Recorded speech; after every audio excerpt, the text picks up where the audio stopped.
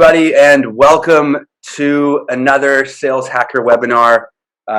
Thank you so much for being here today. We're super excited to dive into this topic of discussion, especially as we dive into 2022, and everyone's kind of trying to get in front of as much content as possible to help them hit their number, start 2022 off with an absolute bang. So thank you so much for being here. We have three panelists that are going to bless us with their knowledge and insights and expertise on this topic that we're going to tackle today. So really excited to dive into it. And I know you're going to walk away with a ton of insightful, valuable takeaways that you can put into practice right away. So what we're speaking about today is creative ways to 5x your close rates in 2022. Who wouldn't want to 5x their close rates, right?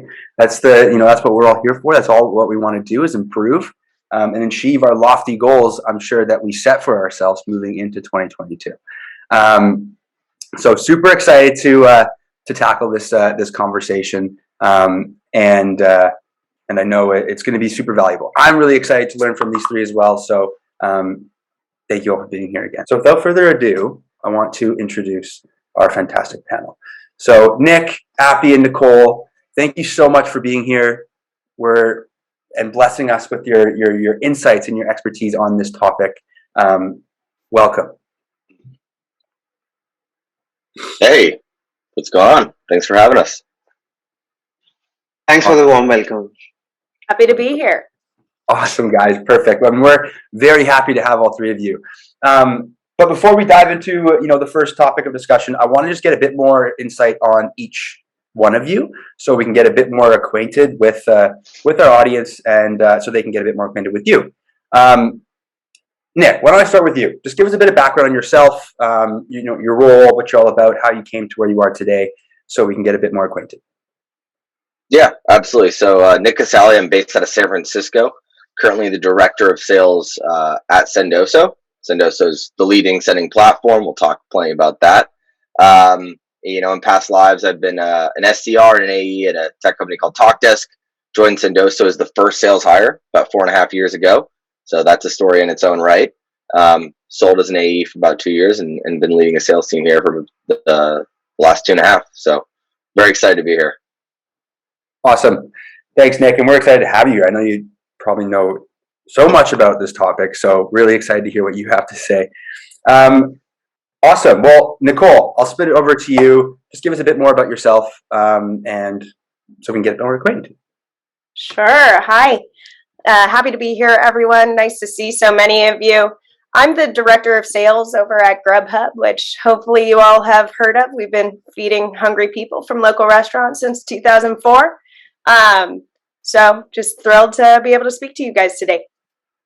Awesome. Thanks, Nicole. Really appreciate you taking the time to be here with us today. And last but not least, Appy, please just give us a bit of background on yourself so we can get a bit more acquainted as well. Hi everyone, thanks for joining. I'm Appy. I lead the sales development function at Blend, based out of the Bay Area. We're a fintech company, recently went IPO. So looking forward to this chat. Awesome. Well, thanks, Appy. Thank you for joining us as well.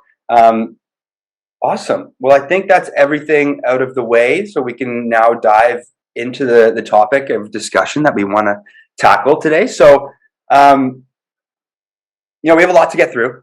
A few takeaways that we want to tackle as well. But again, if you have any questions at all, please throw them in the Q&A. We want to tackle as many questions as we possibly can get, because that's what we're here for, is to help you learn and educate in any way that you guys are looking for. So I'm going to start it off with a question. And Nick, I'm going to start with you.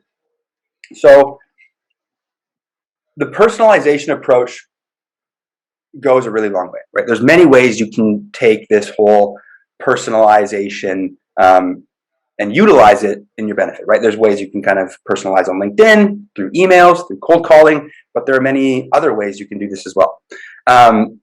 So I want to ask, what trends are you seeing, when it comes to engaging with your prospects right now? Is there anything that's kind of sticking out that's, really that you've been seeing over the last little while here?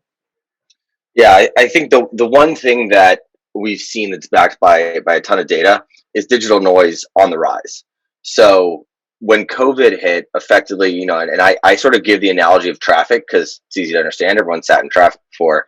And if you think about the world pre-COVID, you've got obviously the main sort of highway congested with traffic. That's digital channels. Pre-COVID, you already had emails on the rise, spam on the rise, phone calls on the rise that were kind of spammy or junk mail, effectively, but all digital, right? Digital ads, all that stuff.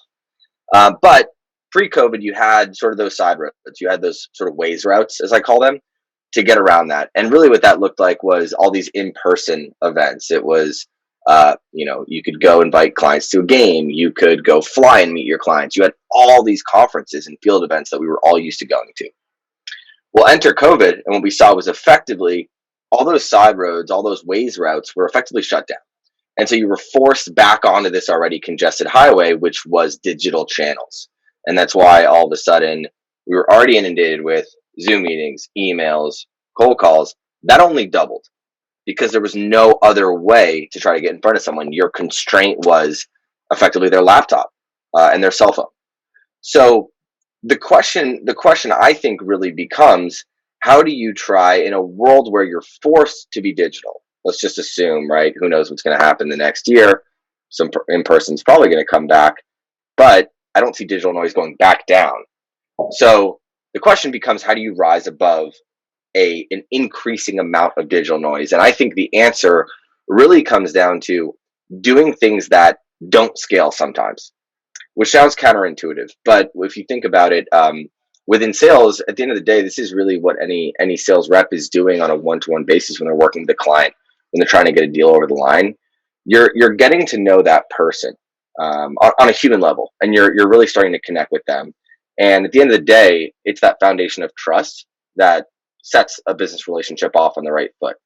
So the question, I think, whether you're an SDR, an AE, a CSM, is how do you do things on that human to human level that maybe don't scale? Maybe it's not something that you're going to go and send 100 out of at one time, whether it's an email or a gift card or a piece of swag, but it's something that's going to resonate at that personal level, specifically with that person. And I think when you spend the time, whether it's 1, 5, 10 minutes, to do that sort of unscalable human interaction, you're going to see the returns on time are far higher than if you spend that same amount of time to send 100 things that are maybe very loosely personalized. And the last thing I'll say is we've all come around to realizing that, hi, blank, noticed you're the blank at blank, you know, really thought X, Y, and Z. That's not personalized anymore. That's templated. And everyone sees through that right away.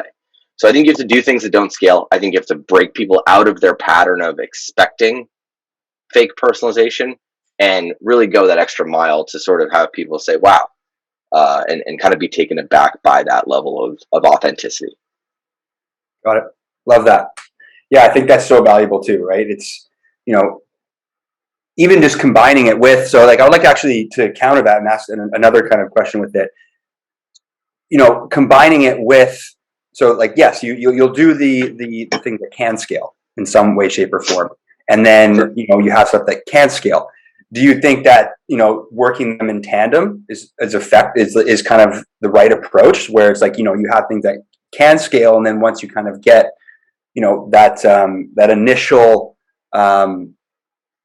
touch point or initial kind of push, then you can kind of start looking more at things that are more personalized, like direct mail, or things that might not scale as well. Is that something that you think works well, or how what's your approach there? Well, I mean, you have to balance it, and I think we're probably getting into a more esoteric, macroeconomic conversation about what the value of the human is in the sales process over the next decade or so. And you know, not to get too into it, but I think everyone can grasp the reality that there's some percent of what we all do that is and will continue to be automated. And so the question for a sales rep becomes, how do I lean into that? How do I leverage all the technology available? How do I use outreach to make sure that things that can happen at scale are happening at scale? But how do I then really use the bulk of my time and energy to do things that a computer cannot, will not be able to do. Mm. Right. And use that level of compassion and emotion and human intuition, where you can look at something and rather than say, Mikey Harrison, partnership sales hacker, I'm like, all right, Mikey, Canada, snowstorm. They're getting a snowstorm. There's something there. What can I use with that, with my messaging, right? And you start to break it well beyond what your templated messaging is going to be, or even a computer starting to do sort of the right wording, right time stuff. What's that? Try to think sort of about how you leverage the technology, how you leverage automation for that volume or sort of air cover, as I think of it. And then where do you inject yourself where the computer just simply cannot? Because that'll be your edge. Yeah. Because at the end of the day, the technology is often table stakes. You have to assume that your competitor is also leveraging whatever technology you're leveraging. Your edge is going to come on the human level. It's on the team level, the person level, the messaging level, right? It's who you are that really can differentiate and get you in front of someone. It's no surprise that, that's the whole reason that sales reps exist, right? A good sales rep can beat a good product any day of the week. Totally.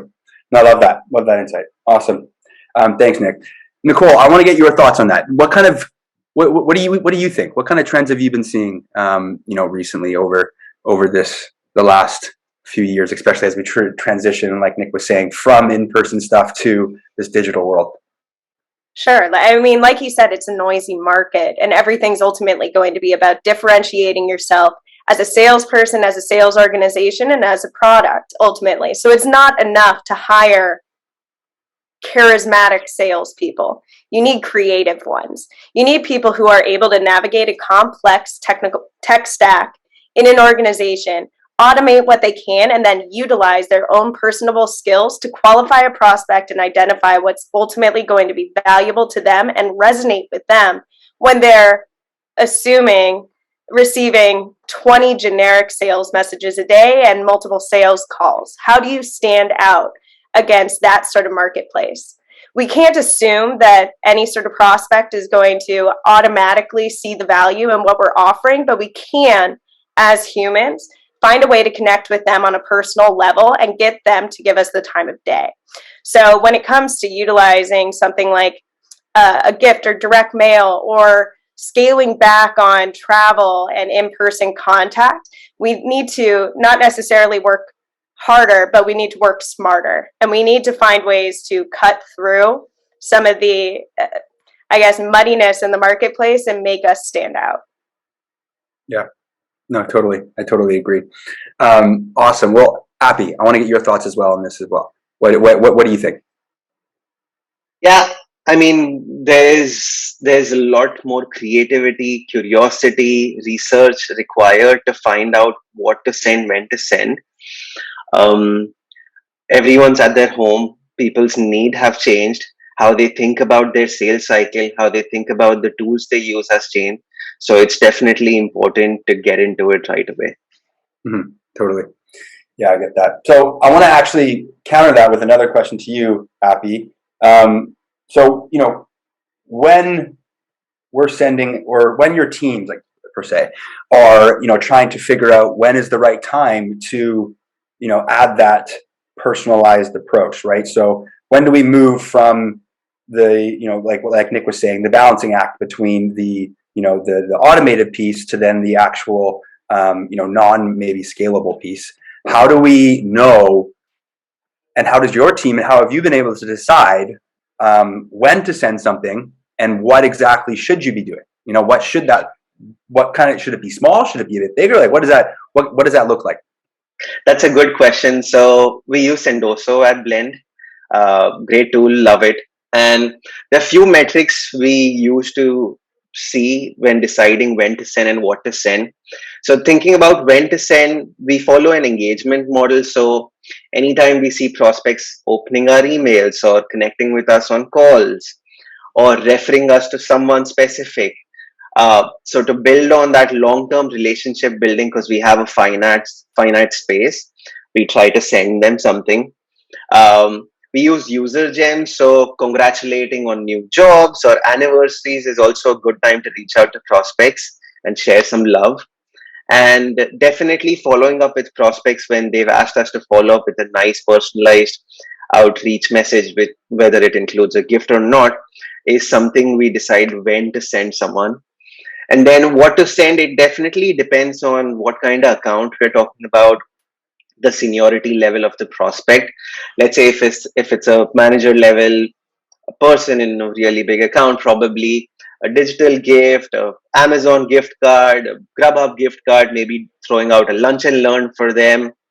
If it's a director level, we sometimes send some really good blend swag, personalized college t-shirts, mugs, scarves with a really nice personalized message. And then if it's a VP, SVP, or even a C-level executive, maybe charity options, expensive alcohol, some personalized cupcakes for their team. And that has worked really well for us. Got it.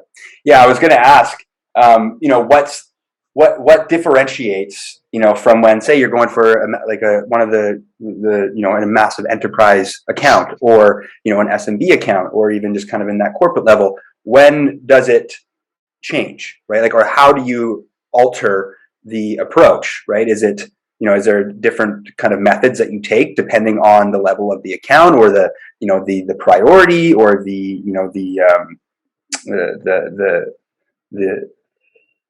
lack for better words, but just like the importance of that account.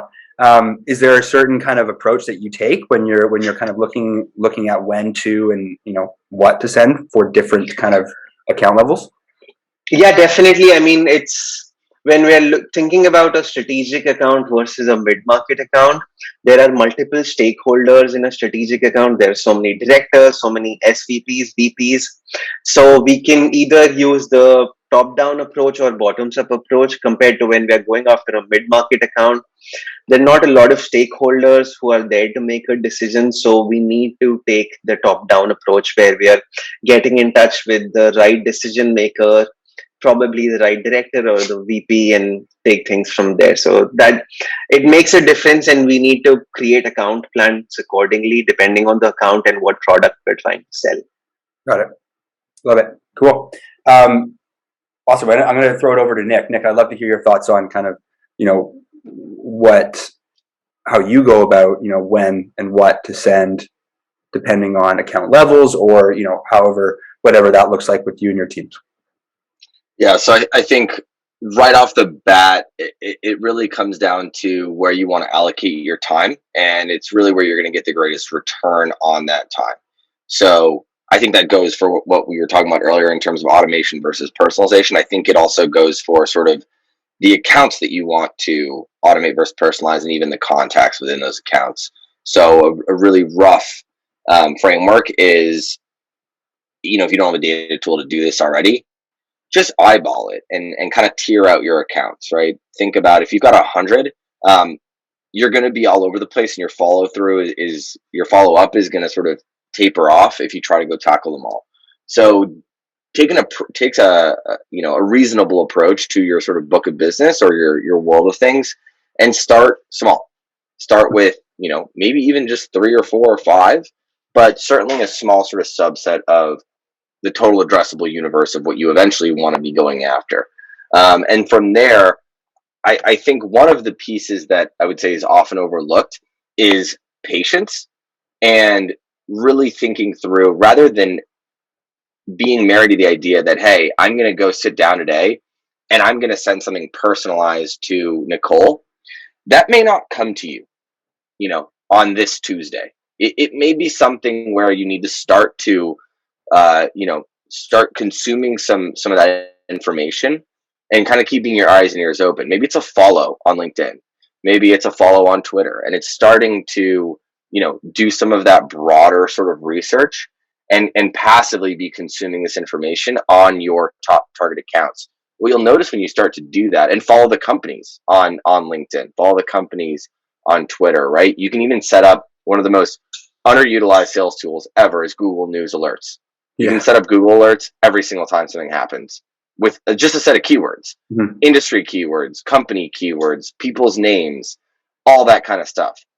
And what you'll notice is, if you start to basically follow your top target companies and people, the way you follow your favorite sports team, you'll start to understand when there's things that are interesting that happen.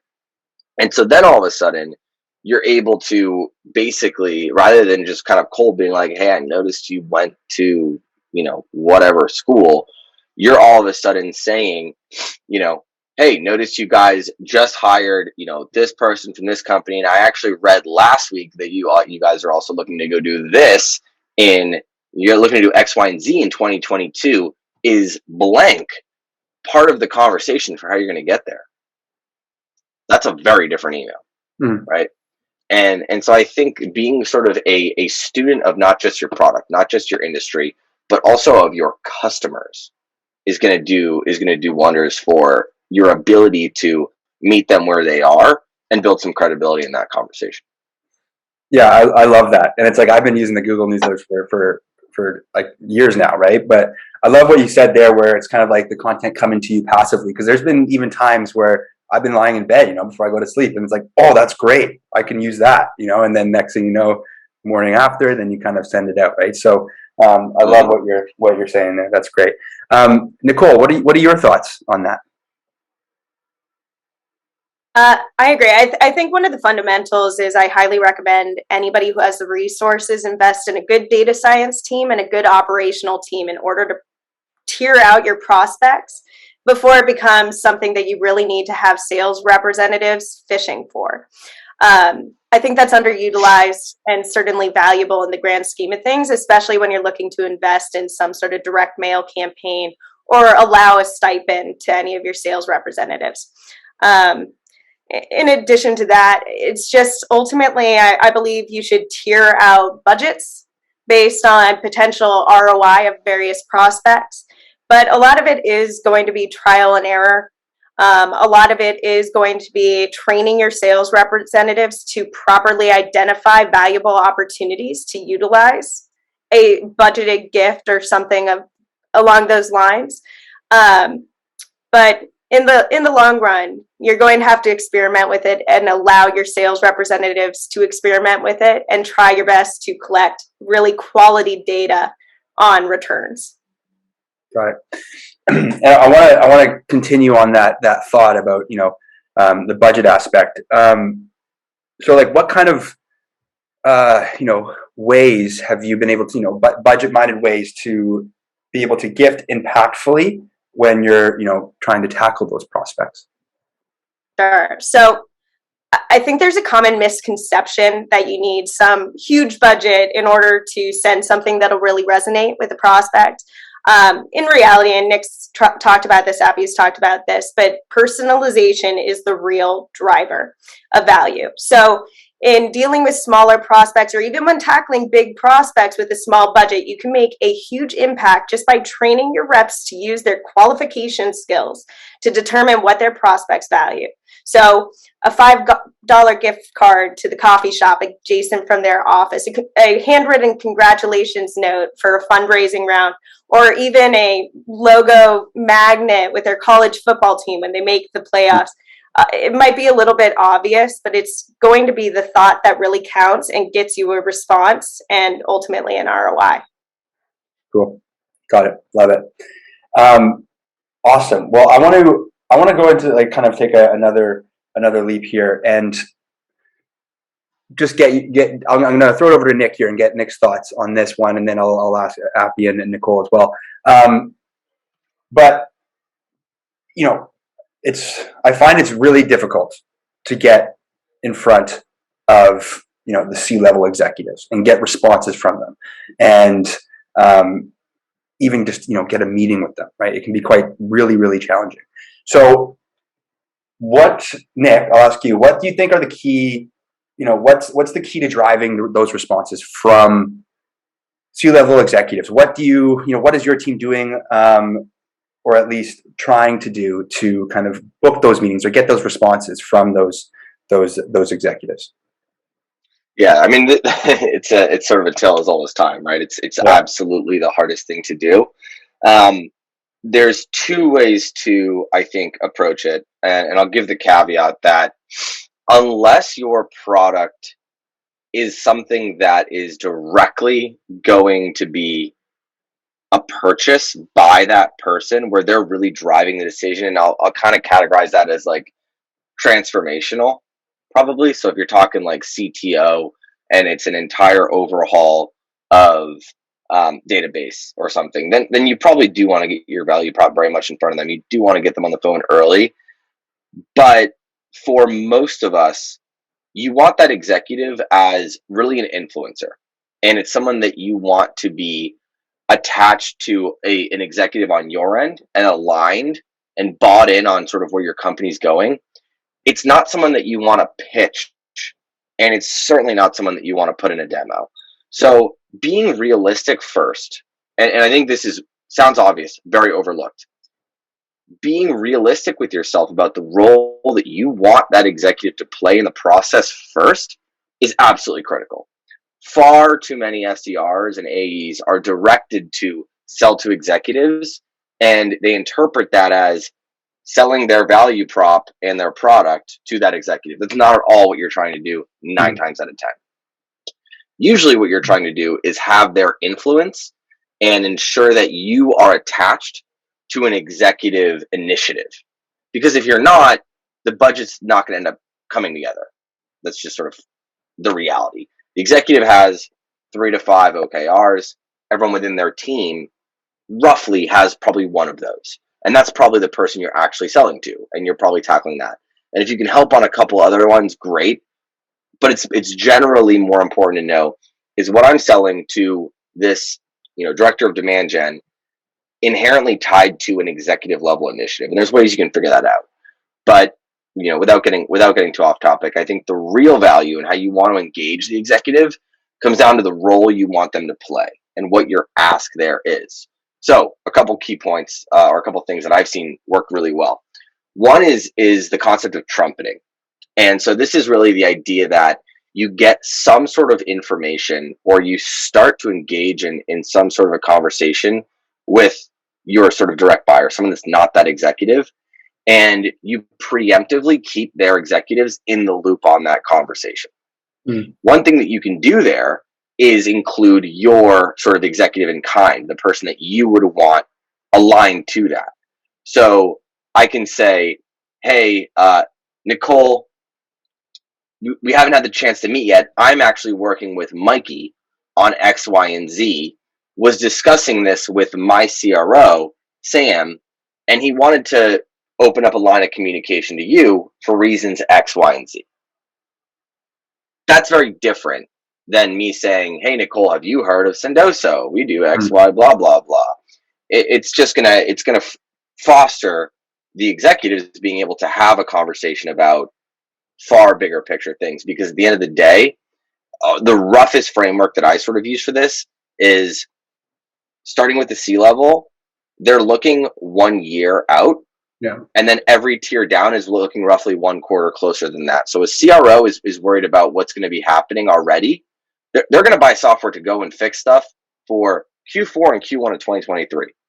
If you're trying to pitch your CRO on fixing a Q1 2022 problem, forget about it. They're already past that, right? So the VP is worrying about the second half of the year, maybe even next year already too. Director level is worried about Q2, Q3, back half of the year. Your managers, your reps are worried about the giving quarter. And so your language needs to map to that, and your effort in reaching out needs to be coherent with those priorities. So again, a little bit sort of a high level, but I think that the framing of how you would try to engage the executive is going to set the tone for what tools you use to do that. Mm-hmm. Totally. And I totally agree with you too, Nick, with, they're looking a year out, and also they're also looking at a much more kind of big picture approach rather than a much more kind of direct, this is my goal, this is what I'm trying to achieve. So yeah, by looping in those other, potential champions to then get to the C-suite, I totally understand what you're saying there. Appy, I'm going to throw it over to you. Do you have any additional thoughts on kind of what Nick was saying around kind of tackling that C-suite executive and getting in front of them? Yeah, I think to build on Nick's point, it's about finding their pain points, what are the challenges they are facing, and how can you help them succeed in their goals. Trying to find that out, whether from YouTube videos or blog posts or any quotes they made around the net. That's where Google News comes into the play. But finding that out and then catering to that specific problem and how you can help them, let's say, achieve one of their three goals or support them with that would make a difference. And that's when you can grab their attention and get them interested. Mm-hmm. Love it. Yeah, fantastic. And Nicole, do you have any thoughts on that or anything to build on top of what Appy and Nick have said? It really covered it all. There's not much to add. I'd really just phrase it like you're facing a wall whenever you're trying to come at a prospect cold. And with any sort of marketing or sales enablement tool, you want to build a step over that wall. So each phase of this is going to be identifying who is going to get you to the next level until ultimately you can hop right over. Mm-hmm. Awesome. Yeah, love it. Well, that's fantastic and a great overview, because I know there's probably so many people out there that are just feeding for more, insights on how do we get in front of those executives, because it is so challenging. It can be very, very hard, right? Because they're getting hundreds of emails a day, right? Hundreds of calls a day. So it's like, how do we break through that noise, right? Which is the constant question. But thank you for that, guys. Nicole, I'm going to go back to you here and kind of get it back to like more of the personalization and utilizing that that direct mail kind of hard to scale approach. So when you are planning on doing that and utilizing that approach, how are you training your reps to best utilize the approach, right? Like, and what do you put your teams through to kind of understand, kind of like what we spoke about earlier, when's the best time? When should we actually implement that piece of the engagement? Sure. So it's a little bit difficult to say specifically or in any sort of broad sense because it's so unique to any given situation. There's no formula for when to first rope this in, and you need to allow your reps some discretion in identifying opportunities to best use these. But at the same time, nearly every sales leader who's brought in some sort of gifting service or stipend has dealt with both reps underutilizing and overutilizing the opportunity. So the key to strong program implementation or allowing this as a tool to your sales team is always going to be education and repetition. Everything from sharing wins, data, clarifying expectations, purpose, and proper form for use, as well as simply encouraging experimentation. And then when it comes to overutilization, we should treat gifting no differently than anything else in our outreach arsenal. It's not about it's not about quantity, but quality. We don't need to send a gift card or present or letter to every single person in our prospect list, but we do want to target areas of opportunity and identify where we can best spend our budget to move the needle forward. So this is a conversion tool, but sales reps need to first have a foundational ability to qualify and develop value. And you also need to be able to trust them enough to assume that they are going to properly use that tool. Right. Yeah, love that.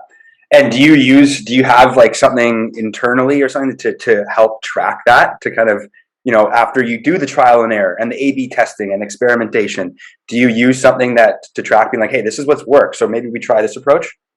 Sure. I mean, it just comes down to data. We have a really quality data team over at Grubhub. We utilize everything from, complex outreach to C-levels in our enterprise division to allowing, sending of Grubhub gift cards to prospects in SMB in hard to reach areas. So it ends up coming back to data and properly tracking and assessing those things. Got it. Love it. Awesome. Appy, what are your thoughts? When do you, how do you train your reps to utilize the gifts and direct mail and personalization and stuff? Yeah, I mean, building a playbook around what to send, when to send, what messaging to use, what works with what is certainly important. And The solution is data. We worked with Sendoso to create a nice dashboard that helps us define what are the categories, what are the items that have been most sent, most received, where have we created the most number of opportunities, where have we seen most pipeline get generated, most deals closed, where we've sent a personalized uh, mail, and that's what we look at to decide when to send, what to send, and what's working and what's not working. To give you an example, my team was sending a $25 Amazon gift card across the board to VP level executives, and after a quarter, we realized that less than 10% of them were getting used. And that's data which made us help find, is that really working or not? And then we switched that with a $25 charity choice option for them, and boom, that saw a big difference where these executives were ready to just give this 25 bucks on charity. So data is the key over here, and looking at it in the right way is going to help leaders make decisions on when to use this as their part of their strategy. Totally. Yes. Data is king. That's for sure. Nick, what are your thoughts on that? When do you, like, how do you train your reps to utilize kind of direct mail and so on? Yeah, absolutely. Well, firstly, absolutely agree with what Nicole and Appy said. And I do think that the process of A/B testing and continuing to iterate based on the data is absolutely critical. A lot of companies will do something like, hey, we're going to send a $5 Starbucks gift card before every meeting. And they'll see that that's actually increasing their show rates. That's phenomenal. But if that's sort of that's an A. An A plus is saying, what if we test sending a Grubhub gift card if that meeting is afternoon local time, and noticing that that'll actually outperform the coffee gift card if it's afternoon local time? And so having a tool where you can intelligently be segmenting that data and understanding things like that, and sort of not just taking an increase in what you're measuring, but trying to maximize it is really, I think, the future of intelligent sending. Um, I'll also say, the team I manage here is account executives, and I do think the calculus of how you train and enable an account executive is different than an SDR. I think with a sales development team, your playbook is really going to drive the most success, and a process for consistency.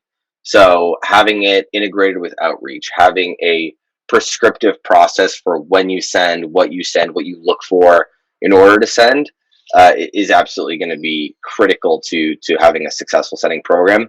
The other piece to that is follow up, which sounds obvious, but if you send something and expect them to pick the phone up and call you thanking you, you're going to have 10% the success that you'd have if you follow up on that. And we do some cool stuff with the outreach integration, so that as soon as that item arrives, we have that information, and we can automatically trigger that next outreach email that says, hey, did you receive X, Y, and Z?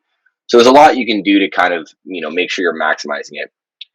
On the AE front, and again, this depends, I think, a lot on who you're selling to, but I'll kind of tie it back to my first point around really, not rushing things and getting to know the companies you're selling to, the people at those companies, and trying to sort of walk in their shoes as much as possible and build that sort of empathy. For AEs, I lean way further toward, I'd say, just sending autonomy. So I just set up the things that I think are within any sort of framework of reasonable to ever send. And I tell the reps, hey, whenever you see something that tells you this is the right thing to send, you jump on that opportunity to strengthen that connection. So had I'm thinking something that happened last week. We had a buyer, her daughter was sick. She had to cancel the call. Totally understandable. Absolutely no problem. We sent over a unicorn pinata that was full of candy. Awesome. And we said, being sick sucks, but it's hard not to smile when you crack open like a unicorn pinata or something like that. There was no ask. There was no business ask in that message, right? It was just, hope your daughter feels better, right? Because that's tough for her. She's working from home. Her daughter's not feeling well. It's not the time to talk about business.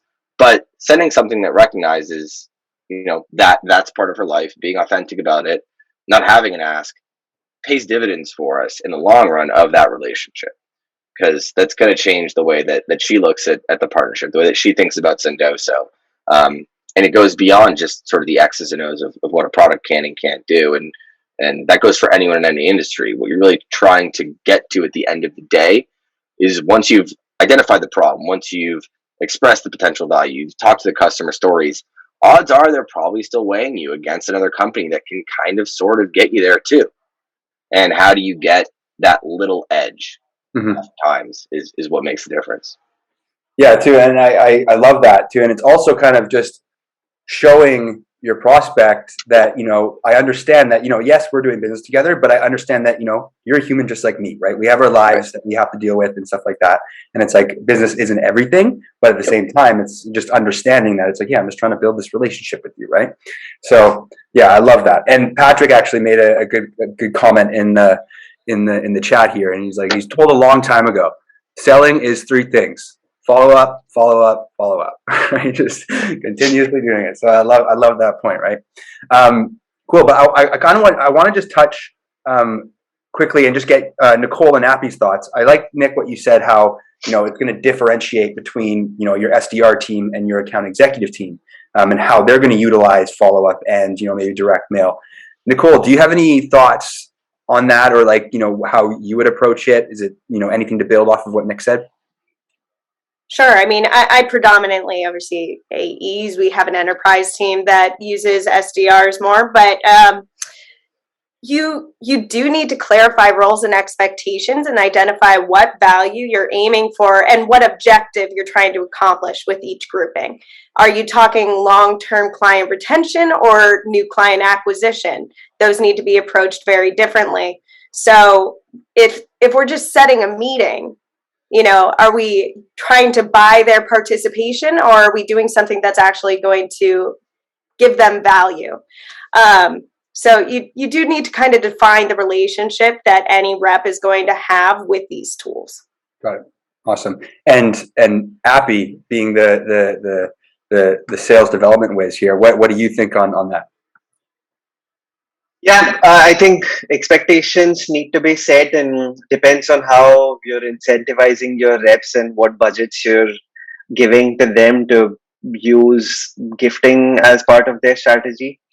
But then, yeah, as sales dev, pipeline gen, it's mostly trying to bring them to a certain stage on our Salesforce pipeline, whether it's the demo stage or making sure getting them interested or following up with them after 6 months. And that's what becomes important, and we take it from there.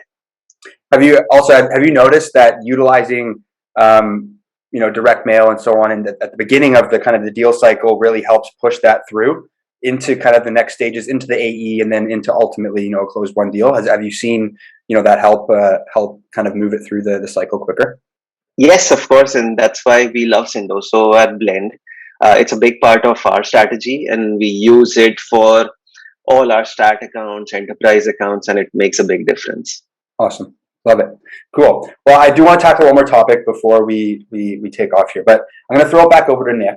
And Nick, I want you to explain or kind of give us some insights on, what you think the long-term impact of, the gifting and direct mailing and building that deeper relationship.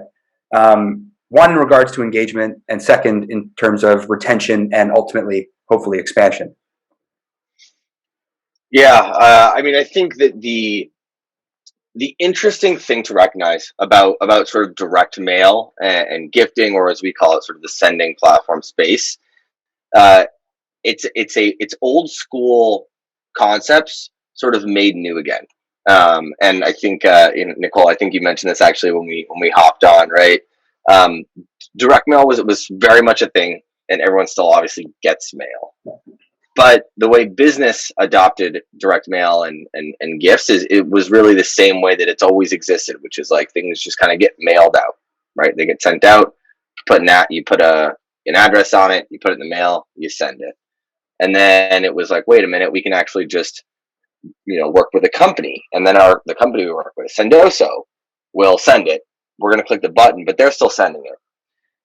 And I think what we're going to start to see here is the entire space is going to move further and further in the direction that that really all the other tools that we use are, which is intelligence, machine learning, artificial intelligence, and starting to really lay on to what my first sort of point was, which is say, how do we maximize where modern technology has taken us with being able to sort of send the right thing at the right time to the right person, whether it's an email, a phone call, or a send, an item.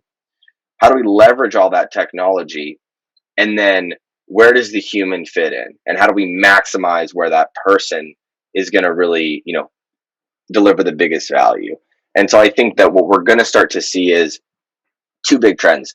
One is going to be the consumerization of the sending platform. So you're going to start to see your sending platform. You're going to start to notice Sendoso over the next, year, 2 years. It's going to look more like a Grubhub. It's going to look more like apps you're used to using than it is a Salesforce, because that's really what you're looking to do at the end of the day. Is you're trying to, it's supposed to be a joyful interaction. It's supposed to be something that is a gift, right? And so I think that's absolutely something you're going to see. And I think that layer beneath sort of that nice consumerized front end is going to be loaded with tons of intelligence around, based on where someone is, based on where they went to school, based on the other things that they've interacted with.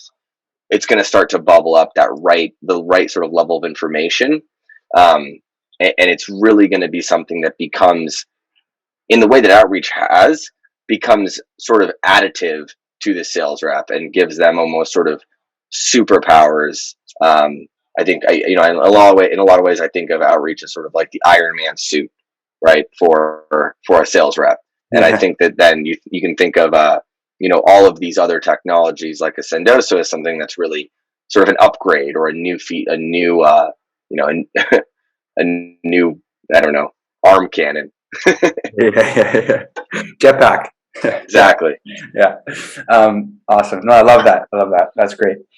Nicole, what are your thoughts on that? Like how have you seen, gifting be used to expand business beyond initial sale, help retention, and so on?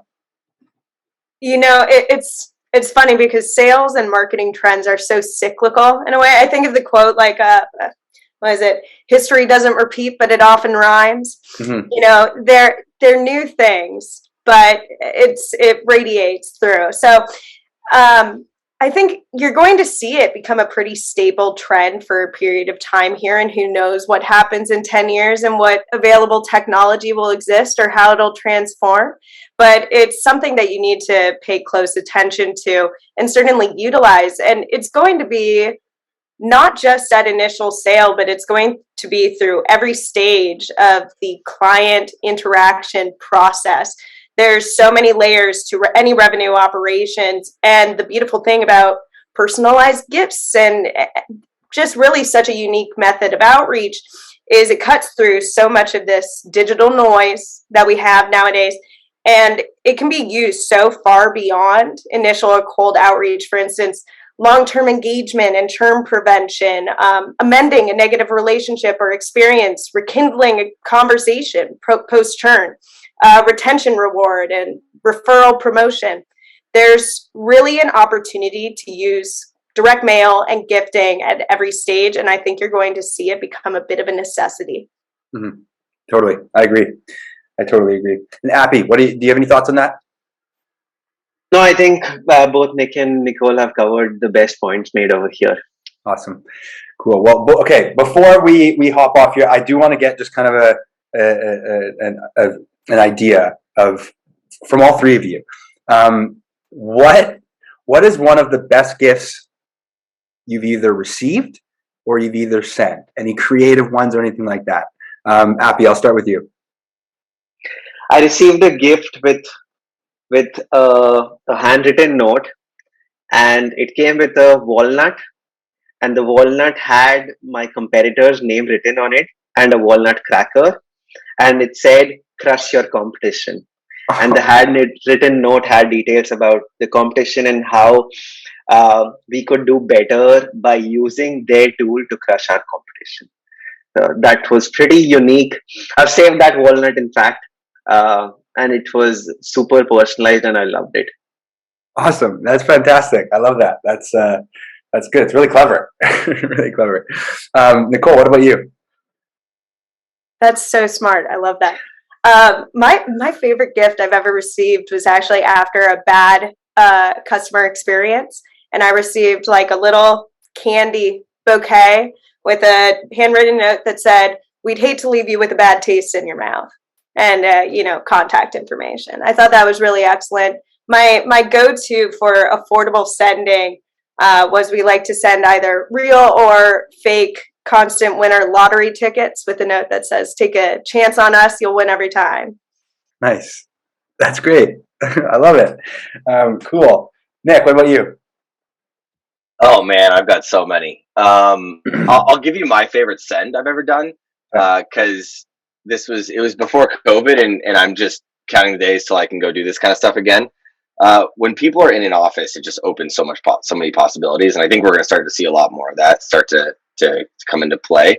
Um, I sent a CRO and a CMO, who were the two executives I needed buy-in from on this, and they just couldn't seem to get in the same page about both busy, right? Didn't have a second, but I knew they were both at the same office. I sent them each a Nerf gun with a note that said.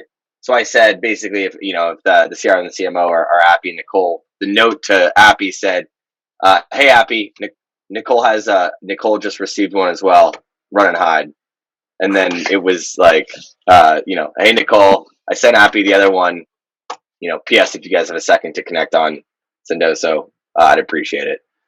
And so they sent me back a selfie, laughing, and they were like, "This is that's hysterical." So I think that's one trend we saw starting to take off pre-COVID that I'm looking forward to seeing make a comeback. And there's some cool ways you can do it remotely too. But the idea of using a send or a two-part send to bring people together, because often that's where a lot of your selling is going to happen is behind the scenes internally with the client. And so anything you can do to help foster those conversations, push them in the right direction, with a smile on their face is always a plus. Totally. That's awesome. I love that. Nerf. I was a huge Nerf guy when I was younger, so I would have been jacked up. That's awesome. Who wasn't? Well, awesome, guys. I think we're almost at time here. We've covered everything, and I think I'll put 3 minutes back on your calendars. But Nick, Appy, Nicole, thank you all so much for taking the time to join us today. Bless us with your expertise, your knowledge, your insights.